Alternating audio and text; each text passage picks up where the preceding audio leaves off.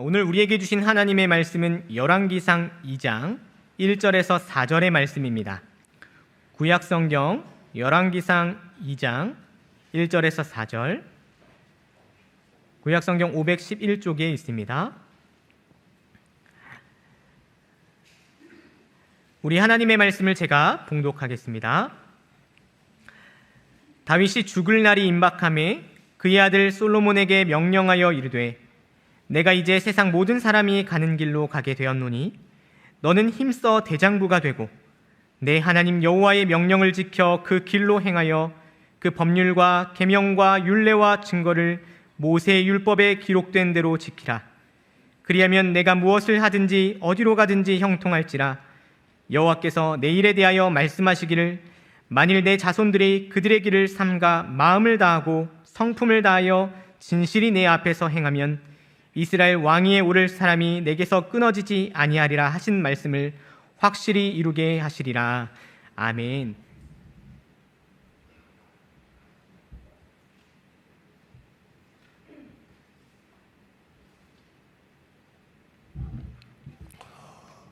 우리가 한 주일 만에 만났는데 다 같이 인사합니다. 여기 모인 분들은 다 하나님이 사랑하시는 분들입니다. 그래서 우리가 인사할 때 주님의 사랑으로 살아갑니다 라고 같이 인사합니다.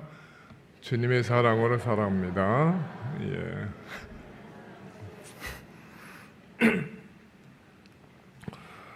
오늘 본문에는 다윗의 유언이 담겨 있습니다. 1절 보면 다윗이 죽을 날이 임박함에 그 아들 솔로몬에게 명령하여 이르되 라고 합니다.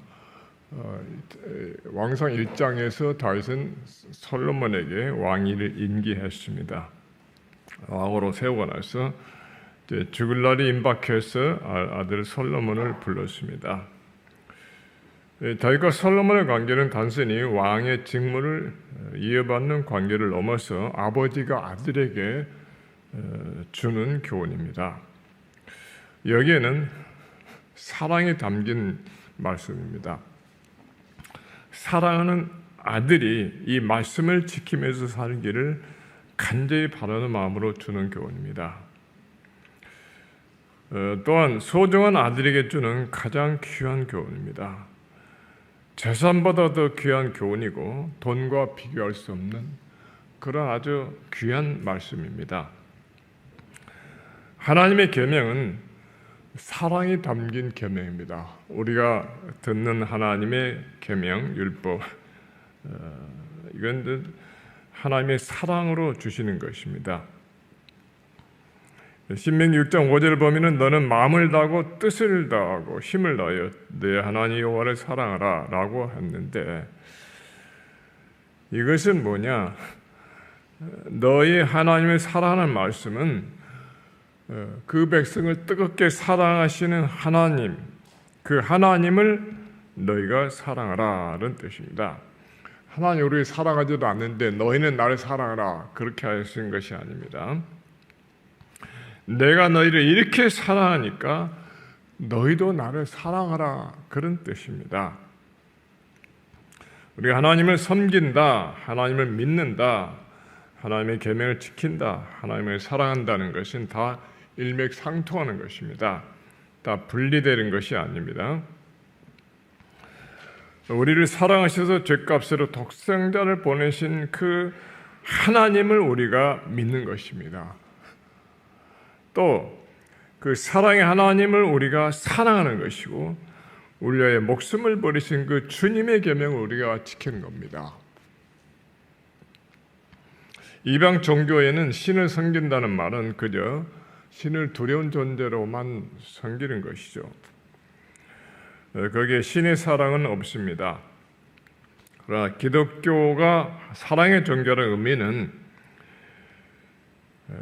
우리가 서로 사랑하라, 그 이전에 첫째 하나님은 사랑이시라는 말씀, 하나님이 명하신 이 모든 율법은 사랑의 율법입니다. 우리를 살리시는 것이고 우리에게 복을 주시는 겁니다.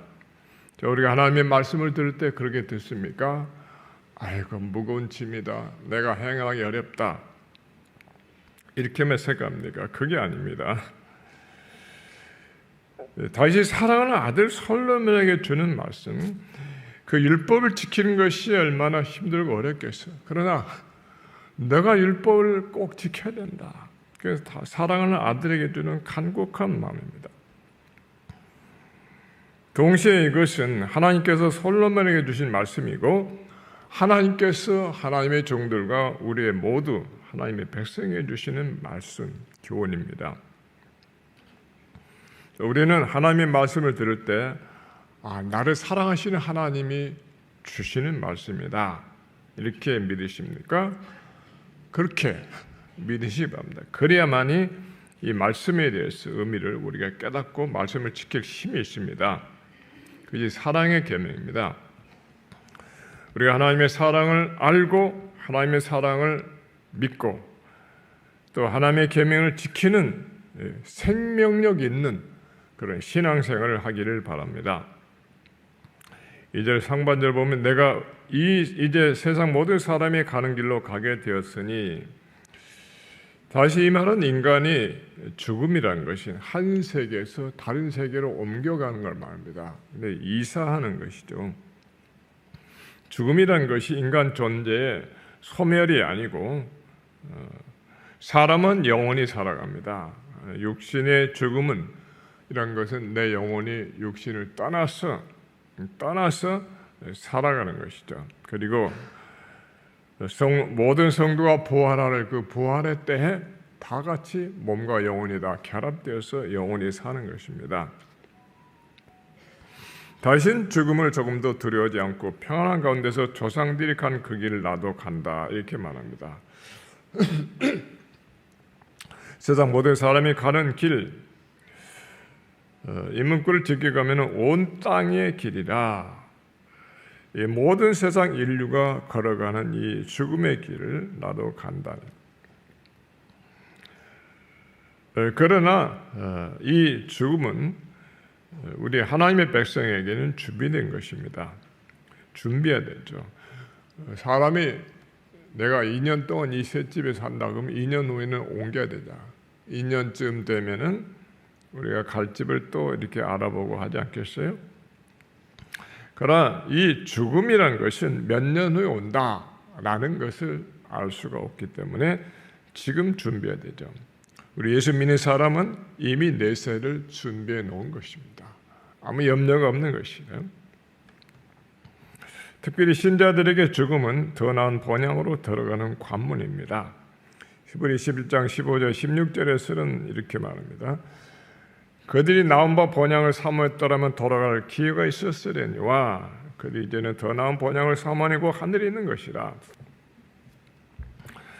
아브라함은 떠나온 고향을 평생에 한 번도 다시 가보지를 않았습니다. 대개 사람들은 명절 때 고향 가기를 바라고 또 어렸을 때 자란 고향이 그립죠. 그래 아브라함은 하늘에 있는 본향을 사모했다는 것입니다. 하늘의 본향 천국은 우리가 돌아갈 지상의 고향보다 더 나은 것입니다. 영원한 고향이죠. 우리 사랑하는 믿음의 조상들과 가족들과 친지들이 들어가 있는 영원한 고향입니다. 이 세상 고향도 좋죠. 내 고향 남쪽 바다 그 푸른 물 눈에 보이네 그러는데 그보다 더 좋은 것이 하늘나라 고향입니다.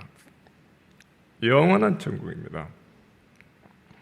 2절부터 다윗 왕이 임종시의 유언으로 사랑하는 아들 솔로몬에게 마지막으로 주는 귀한 교훈입니다. 이 재산을 물려주는 것 이상으로 하나님의 말씀의 교훈은 귀한 겁니다. 솔로몬은 아버지의 이 유언을 마음에 담고 나도 아버지의 신앙으로 따라 살겠다, 이렇게 마음에 다짐을 하는 겁니다.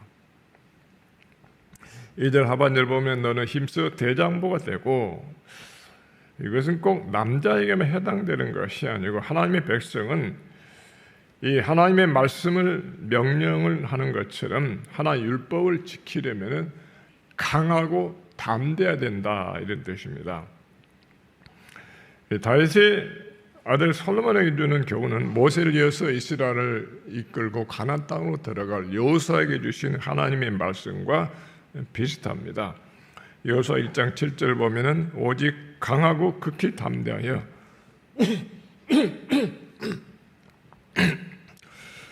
나의 종 모세가 내게 명령한 그 율법을 다 지켜 행하라. 오르나 좌로나 치우치지 말라. 그러면 어디로 가든지 형통하리라. 내 마음을 강하고 극히 담대하라. 이 최고의 단어를 썼습니다. 강하고 극히 담대하라. 그럼 어느 정도 강하고 어느 정도 담대해야 되겠습니까? 누구보다 강해야 되느냐?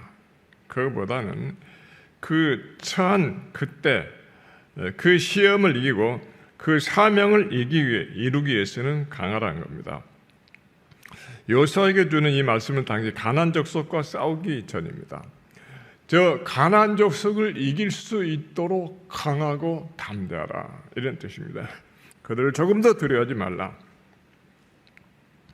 첫 번째 출애굽 세대는 믿음이 없고 강하지 못해서 실패했죠.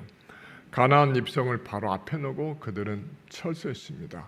하나님이 노하시고 가나안 입성은 40년 뒤로 연기되었습니다. 그 다음에 출애굽 1세는 다 죽고 2세대가 광야 40년 연단을 받습니다. 날마다 먹을 것이 하늘에서 내립니다. 하나님이 주시지 않으면 그날 굶습니다. 그날 하나님은 매일매일 어김없이 만나를 내려주셨어요. 또 물이 없고 여러 가지 시험과 어려움을 만날 때마다 하나님의 능력을 바라보고 체험합니다. 믿음이 생겼습니다. 가나안 족속과 싸울 수 있는 강한 믿음입니다. 우리 성도는 각기 처한 환경에서 두려워하지 말고 믿음으로 이기라, 이런 뜻입니다. 믿음으로. 우리가 싸움 그러면은 되게 사람과 싸움을 많이 생각하는데 사실 우리가 사람과 싸울 일이 별로 없어요.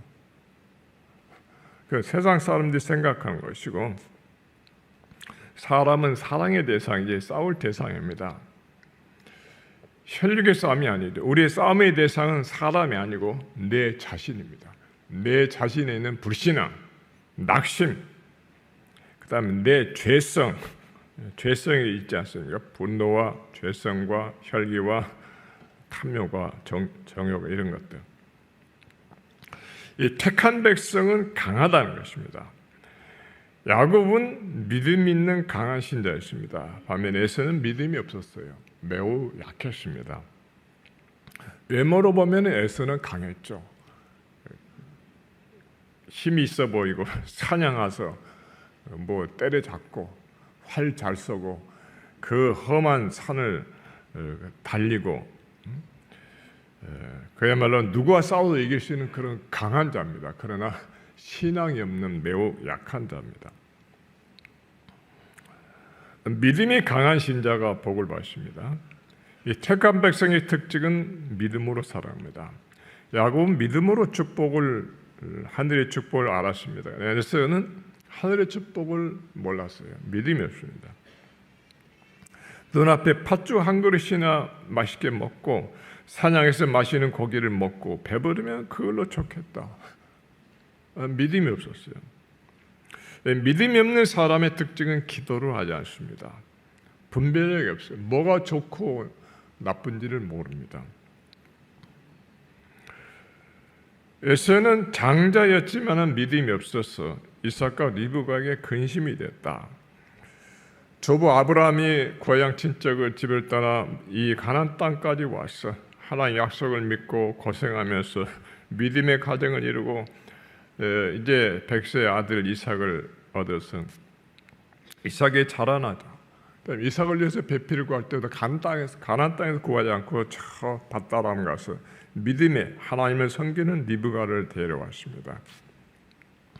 그래서 이삭과 아내 리브가는 이제 또한 이제 에서와 야곱을 낳고 장성하게 됐어요. 가길이에 갑니다. 이삭도 축복을 받아서 농사지어서 100배를 거두었다. 거부가 되었습니다. 이제 이삭은 장자 에서에게 큰 희망을 가지고 있습니다. 에서가 하루는 아내를 삼겠다 데려왔는데 웬 이방 여자를 데려왔어요.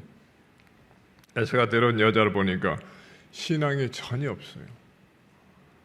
그리고 하는 행동을 전혀 인격적으로 마음에 드는 게 하나도 없어요. 그래도 어떻게 합니까? 아들이 데려왔는데 에서에게 이 하나님의 언약과 이 장자를 물려줘야 되는데 근심이 돼요. 이거 어떻게 될까? 창세기 26장 34절 35절 보면은 에서가 40세 헷적소 브리의 딸 유딕과 헷적소 엘론의 딸 바스맛을 아내로 맞이했더니 그들이 이삭과 리브가의 마음에 근심이 되었더라. 그래도 아버지 이삭은 에서에게 장자권 물려주려고 했습니다. 그래도 에서가 장자인데. 그래서 에서에게 축복하려 그랬었죠. 에서도 착한 사람입니다. 에서가 뭐 나쁜 사람 아니에요.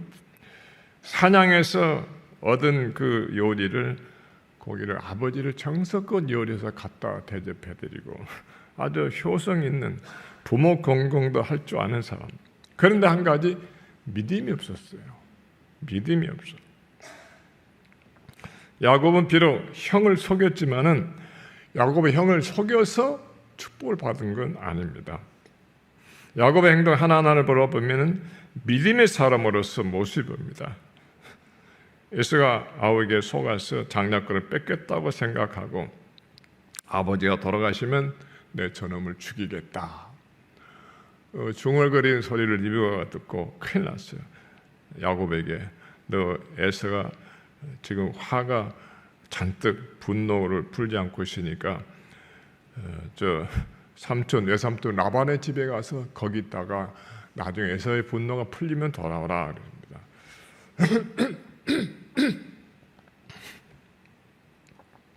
야곱은 어머니 리브가의 말을 듣고 에서의 노를 피해서 도망갑니다.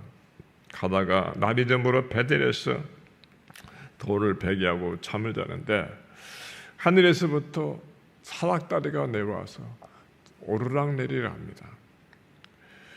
그래서 꿈에 이 하나님의 약속을 다시 듣게 되죠. 그리고 서약을 합니다. 약속대로 내가 지금 이 강을 건너는데 언제 다시 돌아올지는 모르겠습니다.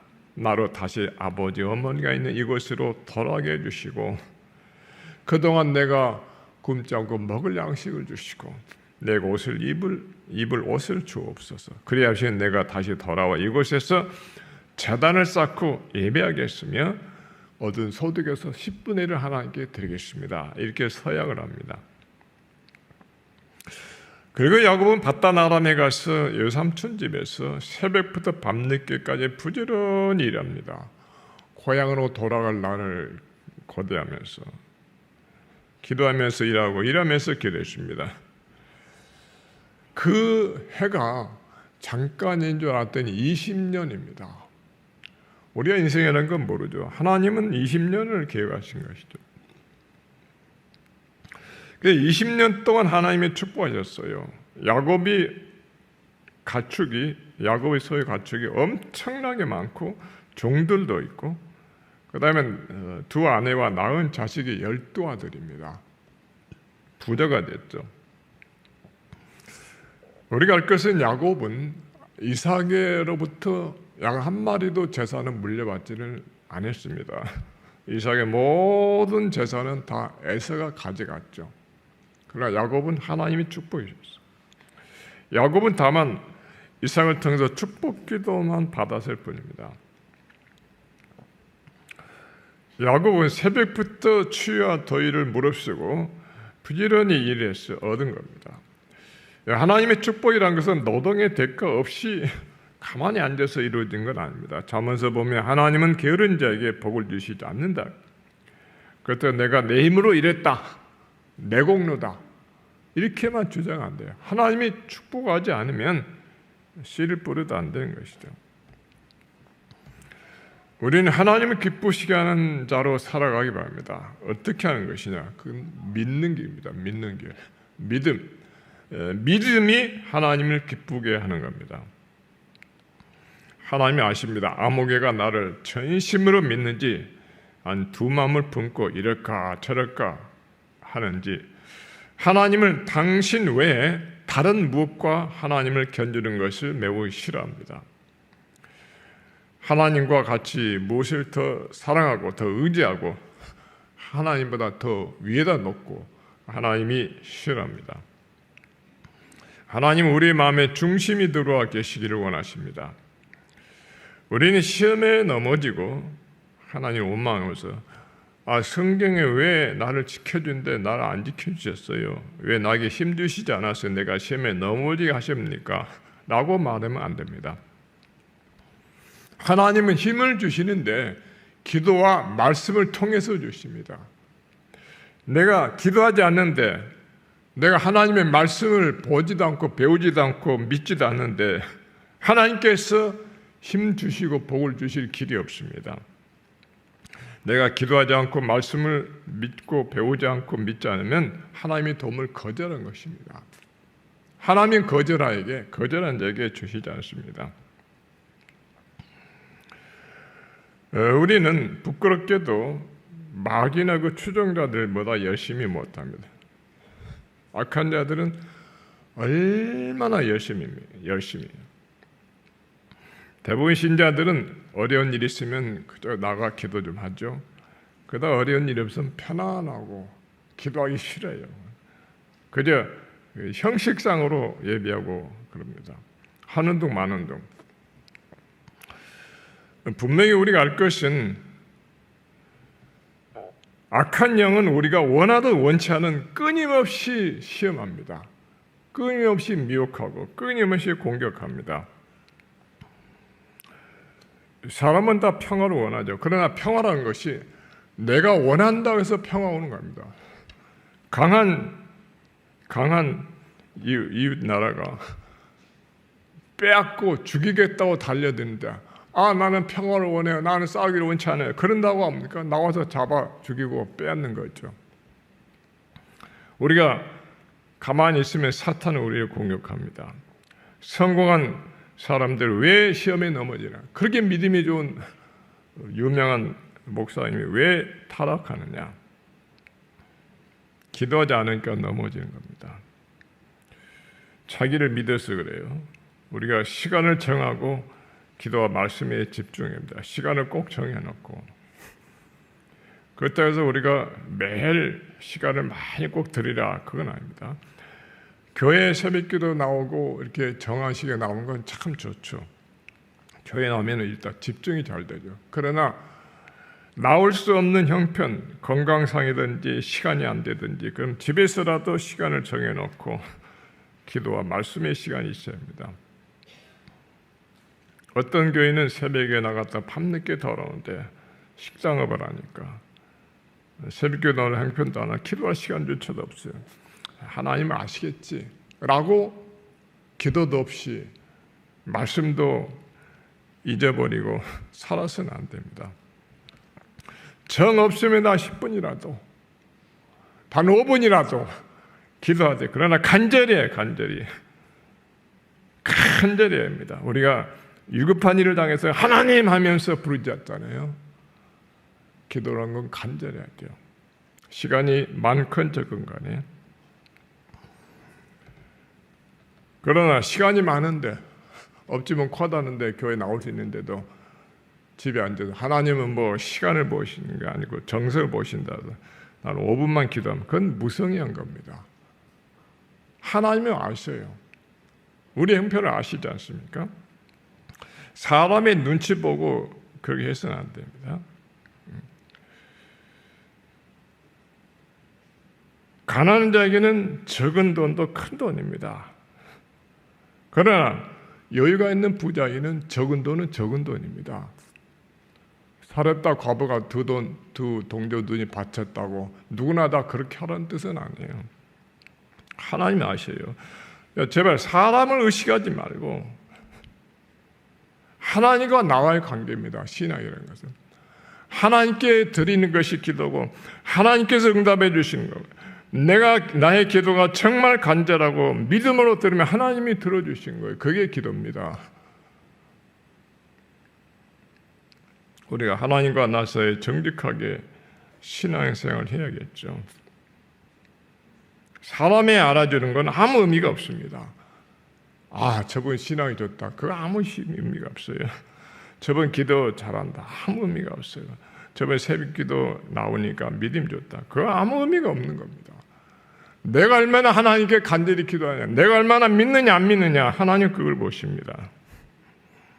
우리가 이 시대 국가적으로, 개인적으로, 사회적으로 얼마나 타락하고 어렵습니까? 국가적으로, 개인적으로, 가정으로 이 어려운 문제를 놓고 하나님께 기도해야 돼요. 믿음으로. 하나님은 강한 신자를 원하십니다. 왜? 나는 약하지만 하나님께서는 능력을 주신다. 내가 능력을 주니까 강하고 담대하게. 아무튼 하나님께서 우리가 기도와 말씀으로 믿음이 강해져서 세상 이기시기를 원합니다. 요한복음 16장 33절에서 세상을 뜨기 전에 주님께서 이렇게 말씀하셨어요. 내가 세상에서 환난을 당하나 담대하라. 내가 세상을 이겼노라. 사랑하는 제자들을 보고 주님이 가시는 얼마나 마음이 걱정스럽겠어요. 세상에서 환난을 당하나 담대하라. 내가 세상을 이겼노라. 이 말은 무슨 뜻입니까? 너희도 세상을 이기게 해 주리라. 그런 뜻입니다. 제자들은 세상을 이겼습니다. 주님께서 우리에게 주시는 말씀입니다. 우리는 세상을 이깁니다. 이기게 되어 있습니다. 하나님께 부르짖고 믿고 나아가면 이기게 되어 있습니다. 3절 상반절 보면은 내 하나님 여호와께 명령을 지켜서 그 길로 행하며 그 법률과 계명과 윤례와 증거를 모세 율법에 기록된 대로 지키라. 이 율법을 지키라는 말씀을 오늘날 신자들은 잘 이해를 못한 것 같습니다. 율법을 지키면 무슨 구약시대 율법주의자로 말하는데 잘못된 신앙입니다. 또 구약시대는 율법을 지켜서 구원받고 지금은 복음시대니까 복음을 믿어서 구원하다. 그건 잘못된 구원파의 주장이죠. 구약시대도 복음으로 구원받았고 신약시대도 복음으로 구원받습니다. 구약이나 신약이나 복음이에요. 이걸 구분한 건 세대론자들 거짓입니다. 복음이 뭡니까? 인간의 공로는 하나님 앞에 설 자가 없기 때문에 속죄제사를 통해서 하나님께 나가. 구약시대도 속죄제사 있었잖아요. 그것은 짐승의 피가 아닌 예수 그리스도의 피를 예표하는 겁니다. 예수 그리스도를 믿는 거죠. 그들도 장차오실 예수 그리스도를 보고 하나님은 사죄 용서해 주셨어요. 믿음으로 구원받은 백성이 하나님 율법을 지키는 것은 마땅한 거예요. 회개했으면 그 다음에 하나님의 말씀대로 살아야지 또 같은 죄를 지면서 그건 회개가 아닙니다. 회개라는 것은 죄를 끊는 것입니다. 죄를 끊는 거 간단해요. 회개에 대해서 이렇쿵저렇쿵 원어 해석하라고 필요 없는 회개란 뭐냐? 죄를 끊는 겁니다. 그리고 하나님의 용서를 받는 겁니다. 쓸데없이 이론이 너무 많아요. 내가 죄를 끊었느냐 안 했느냐? 하나님 그걸 보신 거예요. 너 회개가 진정이냐 아니냐? 거짓된 걸 하나님이 받지 않았습니다.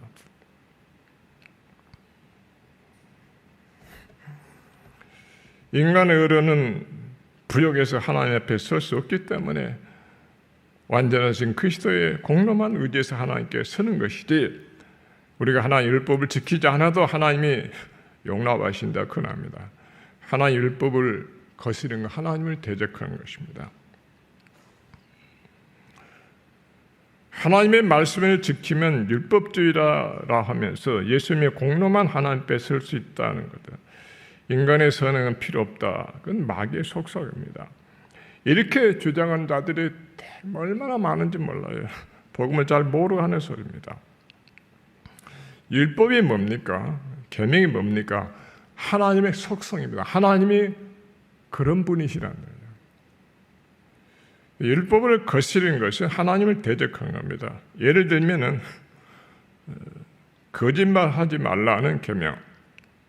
그것은 하나님은 거짓말을 절대로 못하시는 분이시죠. 못하시는 분이에요. 진실하신 분이다. 또 거짓을 매우 싫어하셔요. 매우 싫어해요.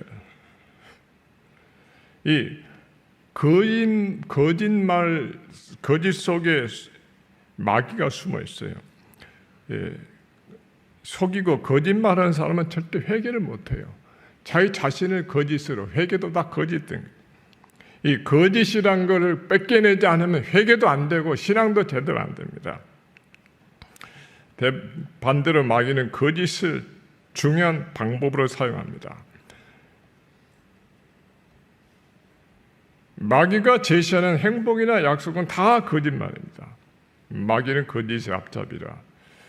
신앙생활의 비결은 거짓에 속지 않는 겁니다. 분별력이 있어야 돼요. 아담과 하와가 거짓에 속아서 뱀을 통해 유혹하는 마귀에게 속았습니다. 어떤 분은 그렇게 생각하죠. 나는 착한데 저 사람이 나를 속인 저 사람이 나쁘다 이게. 그걸로 위로가 됩니까? 그 내 손실, 내 영적 손실, 육적 손실 이런 것들이 다 보상을 어떻게 받겠어요? 마귀의 앞자를 하던 노릇하는 뱀은 하나님이 저주해서 배로 기어다녔어요. 그렇다고 아담과 하와가 너는 착하다, 너는 나쁘지 않다 했습니까? 아닙니다. 죽음의 심판을 내렸어요. 속는 것도 어리석은 것이고 죄입니다. 뭐 물질이나 이런 것 적은 속는 건 별거 아니지만 신앙에 속은 거, 영적으로 속은 이건 아주 큰 손실입니다. 요즘 보이스피싱으로부터 정치, 종교, 신앙도 얼마나 거짓이 판치는 모릅니다. 신앙생활도 어려운 시대입니다. 정신을 차려야 돼요. 그래서 말씀을 제대로 배우고 기도해야 됩니다. 하나님은 죄를 미워하시는데 율법을 범하고 죄를 가까이 하면서 하나님을 섬긴다. 그건 모순입니다. 외식입니다. 하나님 그런 자에게 절대로 복을 주시지 않습니다.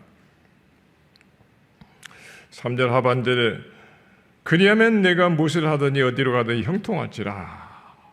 형통은 성경에 하나님 주시는 복이 형통입니다. 이건 기복신앙을 말한 거 아닙니다. 구분해야 합니다. 다시 죽음에 직면하면서 그 후계자 솔로몬에게 부탁한 내용은 다른 게 아니고 하나님의 말씀을 지키라. 그것만이 내가 형통한 길이라. 솔로몬에게 형통이란 어떤 것이겠어요? 그가 왕으로서의 직책을 잘하게 되어서 나라가 공의로운 나라가 되고 그 신하와 백성들이 정직하게 하나님을 섬기고 이런 겁니다. 반대로 왕이 직책을 잘못하면 우상숭배가 성행하고 아래 신하들이 속이고 뇌물을 받아먹고 부패하고 백성들도 서로 속이고 죄짓고 하나님이 진노를 사게 되면 형통하지 못한 것입니다. 형통하게 되면 국가가 부강해서 외적이 침략을 못하게 됩니다. 백성들이 수고하고 얻은 씨를 뿌린 것 다 결실을 거둡니다. 평화롭게 잘 살아가죠. 그러나 형통하지 못하면 나라가 약해지고 외적이 침략하고 씨를 뿌려도 추수 때 다 빼앗아가고 양이나 소도 다 뺏겨버립니다. 굶주리고 가난하고 도적이 많아집니다. 형통이라는 것은 하나님을 바로 믿는 것을 기반으로 합니다. 하나님을 제외한 육신의 탐욕을 추구하는 것을 의미하지 않습니다. 그건 형통이 아닙니다. 세상적인 것이 아닙니다. 솔로몬 초기에는 하나님을 경외할 때 형통했습니다. 말년에 이방 여인을 많이 데려다 후처를 삼고 그로 인해서 우상숭배에 빠지게 되니까 나라가 말년에 가서 갈라지게 돼요. 르호보암 때 나라가 10지파가 떨어져 이스라엘, 북이스라엘과 남유다로 갈라졌어요. 형통하지 못하게 된 것은 그가 하나님을 멀리하고 죄를 졌기 때문이에요. 4절에 여호와께서 내 일에 대하여 말씀하시기를 만일 내 자손들이 그 길을 삼가 마음을 다하고 성품을 다하고 진실이 내 앞에 행하면 이스라엘 왕위에 오를 사람이 내게서 끊어지지 아니하리라 하신 말씀이 확실히 이루게 하시리라. 다윗의 아들 솔로몬이 주신 것은 내 마음을 다해서 하나님을 섬기면 내 대를 위해서 계속 왕위가 끊어지지 않을 것이라. 마음을 다하고 성품을 다하라. 진실히 행하라. 여기 다 한다는 말씀이 중요합니다. 솔로몬이 붙인 다윗의 신앙을 본받아서 전심으로 하나님을 경외할 때는 왕위가 견고했습니다. 그러나 그가 말년에 마음이 나뉘어서 여인의 유혹에 끌리고 우상숭배로 빠질 때 나라가 갈라져 버렸어요. 그러나 하나님께서 다윗에게 약속한 대로 10지파는 떨어져 나갔지만 유다 지파는 남겨서 왕의 대를 계속 이어갔죠. 왜 인간은 하나님을 전심으로 섬기지 못할까? 하나님 우리의 마음이 두 마음으로 갈리는 것을 원치 않으십니다. 신미 6장 4절 5절 보면 이스라엘아 들으라 우리 하나님 여호와는 오직 유일한 여호와시니 너는 마음을 다하고 뜻을 다하고 힘을 다하여 내 하나님 여호와를 사랑하라. 오직 유일한 여호와란 뜻이 무슨 뜻입니까? 유일한 하나님. 이 만물을 지으신 창조주는 오직 한 분 하나님이에요. 또 우리를 지으신 하나님 형상으로 지은 분은 오직 하나님 한 분뿐이다. 다른 신이 없다 이게 유일한 하나님이에요. 또 하나님만의 죄에 빠진 우리를 그리스도의 그 아들을 십자가를 통해 우리를 구원하셨어요. 우리의 구원자는 유일한 하나님밖에 없어요. 그러니까 다른 것을 찾지 말라는 거예요. 다른 구원자가 없다.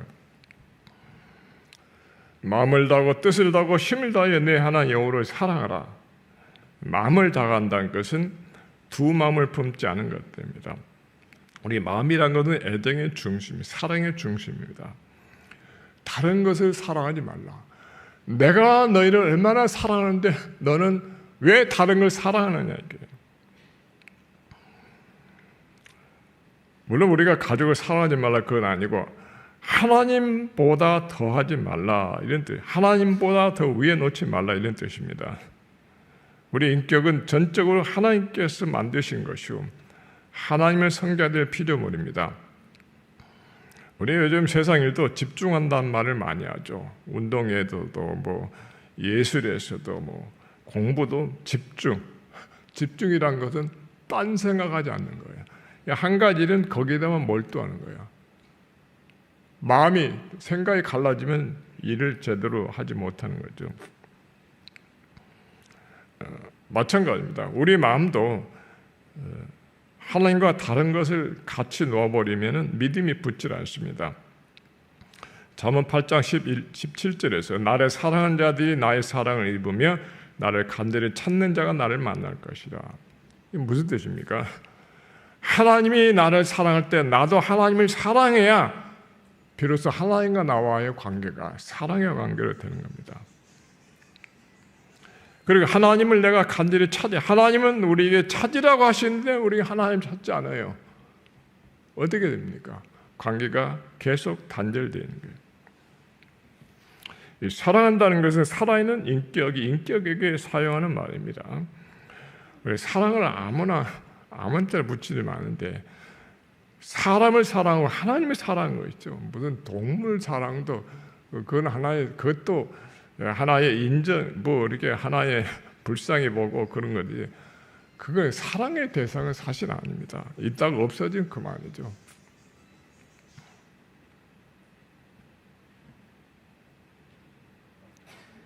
하나님의 말씀은 죽은 이론이 아니고 개념도 아니고 규칙도 아닙니다. 살아계신 하나님의 영감 있는 말씀. 하나님을 간절히 찾는 사람만이 그분의 응답을 받습니다. 하나님께서 그리스도를 사랑하라고 요구하신 것은 그리스도만이 우리를 구원하시려 합니다. 하나님을 사랑하지 않는 자는 그를 향해서 자기 마음을 문을 닫고 있는 겁니다. 자, 이 시간에 여러분의 마음에 하나님의 사랑 마음이 있습니까? 하나님을 사랑하십니까? 하나님이 우리를 이렇게 사랑하신데 나도 하나님을 사랑합니다. 이렇게 고백을 하시기 바랍니다.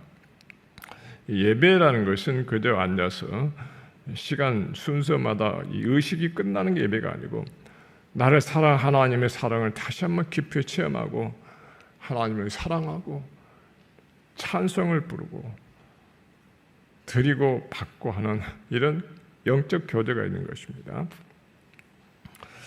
자, 결론으로 우리는 하나님의 사랑을 받은 자입니다. 하나님께서 우리를 부르시고 우리에게 말씀을 듣게 하시고 믿음을 주시고 기도할 자격을 주셨어요. 예수님 이름으로 기도하면 내가 드리라. 또 바른 교회에서 신앙생활을 하게 하셨어요. 화성교회가 완전한 교회는 아니지만 이 세상에 완전한 교회는 없어요. 그래도 바른 교회라. 또 교회 와서 믿음의 교우들을 만나고 신앙의 교제를 하고 구역에서 또 주일학교 성가대 여러 여전대 이런 남전대 여러 부서에서 봉사하고 교제하는 축복을 받았습니다. 이런 것들이 하나의 축복입니다. 우리가 시간 들이고 봉사한 것 같이 이게 하나님의 축복입니다. 우리 코로나로 만나지 못하고 교회 모이지 못할 때 모이는 것이 얼마나 큰 축복인가를 깨달아 알게 됐어요. 건강을 잃어버릴 때 건강이 얼마나 소중한 거 알고 가족을 잃어버렸을 때 가족의 소중함을 알고 직장을 잃을 때 직장에서 힘들어서 그냥 놀았으면 하는데 직장을 떨어지고 나니까 하루 종일 놀고 몇 달 쉬고 그러면은 일하는 사람이 부럽잖아요. 일하는 사람이. 국가가 전쟁으로 피난길 오를 때 국가의 소중함을 알게 됩니다. 우리가 매일매일 하나님께로부터 받는 복이 얼마나 큽니까? 이걸 알면서 우리가 감사하죠. 우리 자신이 우리의 자녀들이 하나님을 잘 경외하고 또 우리의 교회가 거룩한 교회가 되고 모여서 사랑하는 교회, 뜨겁게 기도하고 생명의 말씀이 넘치고 열심히 전도하고 국가가 정직하고 바르게 지도자 국민들이 하나님을 사랑하고 경외하는 신실한 믿음에서 우리가 기도와 말씀으로 이겨 나갈 수 있기를 바랍니다.